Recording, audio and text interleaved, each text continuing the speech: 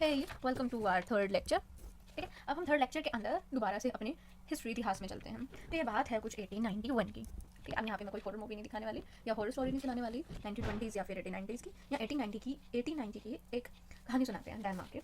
वहाँ पर क्या थे, एक साइंटिस्ट थे। कौन से हैंड साइंटिस्ट थे, कहाँ के, डेनमार्क के। अब जो ये है, जब साइंटिस्ट थे डेनमार्क के, इन्होंने 1891 में क्या चीज़ किया, प्लस और माइनस से राइट और अपर या अपर एंड लोअर हमारे पास क्वाड्रेंट को क्या किया, डिफरेंशिएट किया। अगर प्लस है तो अपर है, माइनस है तो नीचे वाला क्वाड्रेंट है, ऐसे, या फिर राइट और लेफ्ट को। अब जैसे अगर हम +1 अगर की बात करूँ और -1 की बात करूँ, तो जो +1 है वो इंडिकेट करता है अपर लेफ्ट सेंट्रल इंसाइजर को। 1 है क्योंकि नंबर। अगर हम +1 की जगह -1 ले लेते हैं तो ये इंडिकेट क्या कर रहा है हमारे पास कि ये लोअर है, ऐसे।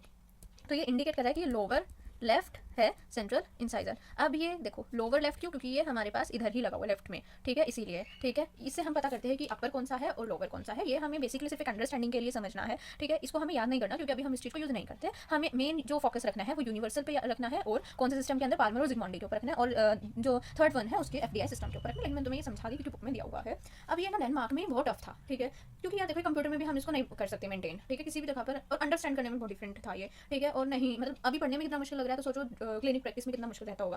तो ये जो था इनकम्पैटिबल था कंप्यूटर्स के साथ, तो ये एक्सेप्ट ही नहीं हुआ। तो हमने यहाँ पर एक FDI था। ठीक है, उसने क्या किया, 2 डिजिट सिस्टम प्रपोज किया FDI ने, प्राइमरी के लिए भी और परमानेंट के लिए भी, दोनों के 2 डिजिट्स थे। ठीक है, अब हमने क्या किया, पहले हम परमानेंट टीथ को पढ़ेंगे, उसके बाद हम परमानेंट को, उसके बाद डेसीडियस। हाँ ठीक बोला। तो हम परमानेंट टीथ के लिए हमने क्या चीज़ की, क्या किया इसने, सिंपल इसको क्वाड्रेंट से हम पहले से बांटते आए किया।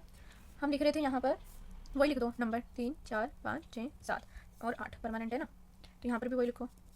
ठीक है, ये हम कौन से वाला यूज़ कर रहे हैं, मेरे को ये बताओ सबसे पहले तुम लोग कमेंट में कि कौन से वाला सिस्टम हम यूज़ कर रहे हैं। ये हम कौन सा यूज़ कर रहे हैं, बताओ भाई।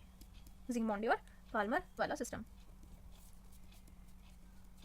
अब हम रेड पेन से इसको डिनोट करेंगे। 1 1 1 सब जगह लगाते रहो। ठीक है, इसके आगे 1 1 लगाते रहो।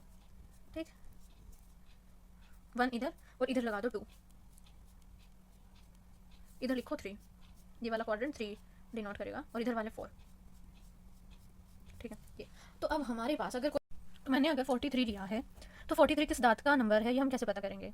ठीक है, तो 4 पहले वाला देखेंगे डिजिट, ये डिनोट करता है क्वाड्रेंट। ठीक है, तो 4 कौन सा क्वाड्रेंट है, सबसे पहले देखो कि ये राइट है और ये लेफ्ट है। फर्स्ट वाला ऊपर वाला होगा, नीचे वाला हमारे पास कौन सा 4th है, तो ये हमारे पास मैंडिबुलर क्वाड्रेंट हो गया। ठीक है, और राइट मैंडिबुलर, और थर्ड है तो थर्ड कौन सा दांत है हमारे पास, कैनाइन। तो राइट मैंडिबुलर कैनाइन हमारे पास ये दांत का नंबर है 43। ऐसे हम पता करते हैं FDI सिस्टम में। तो अगर ऐसे ही हम देखें डेसीडियस टीथ के बारे में, तो डेसीडियस टीथ में भी हम ऐसे ही करेंगे, जैसे 1 2, जैसे 1 2 3 और जो 4 है ये हमारे पास परमानेंट का है, तो 5 6 7 8 परमानेंट में वो डेसीडियस टूथ में यूज हो जाएगा। ठीक है, सबसे पहले ये लिखो।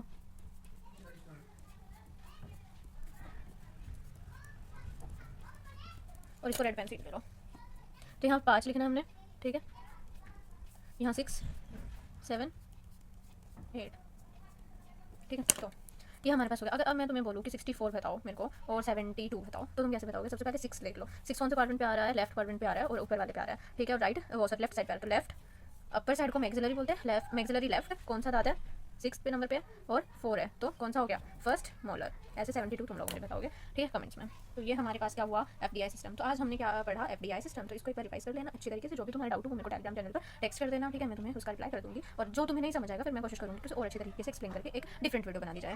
ठीक है, तो अब हमारे पास हमने क्या पढ़ा, तीनों के तीनों सिस्टम्स हमने पढ़ लिए। अब हमारे पास जो फर्स्ट चैप्टर का जो मेन चीज़ थी वो हमने कवर कर लिया। अब हम अपने टूथ को लेकर बात करेंगे नेक्स्ट वीडियो में, जो किसी चैप्टर का थोड़ा एक क्वेश्चन है, बेसिक है। ठीक है, लेकिन वो बहुत इंपॉर्टेंट है। अगर तुम्हें उस चीज़ के बारे में नहीं पता होगा तो तुम नहीं कर सकते।